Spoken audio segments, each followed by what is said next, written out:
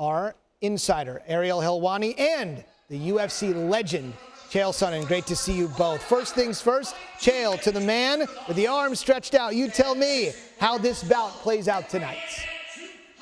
Hey, listen, I love this fight. Okay, I think that it's a real simple math. If Stipe can stay on the outside, if he can use that footwork to avoid the charging bull that is Daniel Cormier, if he can move like an El Matador and stick those punches, he's going to have a good night. On the other hand, if Daniel Cormier can get his hands on him, and he doesn't just have to get him to the ground, contrary to popular belief, wrestling matches, and a wrestler like Daniel Cormier can also wrestle on his feet, but he's got to get his hands on him and get on the inside. Chael, a UFC pro and a TV pro, making sure the PA guy wasn't going to bother his great comments. He does it all. Ariel, all right, listen. I heard you say that if Cormier were to win, you would consider him the second greatest fighter this sport has ever seen behind GSP. Why do you say that?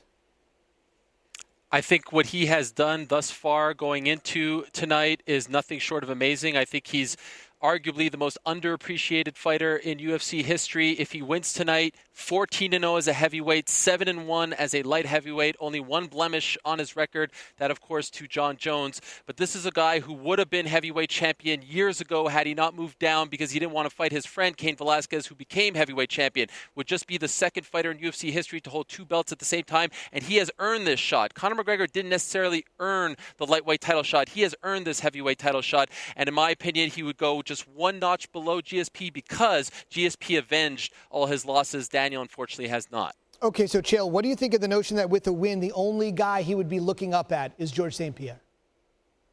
Hey, listen, I do think that Georges St-Pierre is number one, but when we talk about the greatest of all time, we're really talking about respect. Look, these guys aren't huge stars, as great as they are. This will be Daniel Cormier's second opponent where he's ever sold out an arena. This will be Stipe Miocic. Record-setting as he is, this will be his first time fighting in front of a sold-out arena. These guys need each other. I believe, Zubin, one of their lives changed tonight. I believe either Daniel Cormier will be, as Ariel Helwani said, one of the greats of all time, and he will be able to get that fan attraction and that respect. But I think the same thing needs to be said for Stipe. Look, Stipe is a heavyweight champion, Ariel. He can't go down. He can't challenge somebody smaller. This is literally as close as he will ever get to prove that he's the best fighter in the world, as close as he can get, whether they unify the belts or not, to taking out somebody from another division. And I hope that respect is shared between both of them.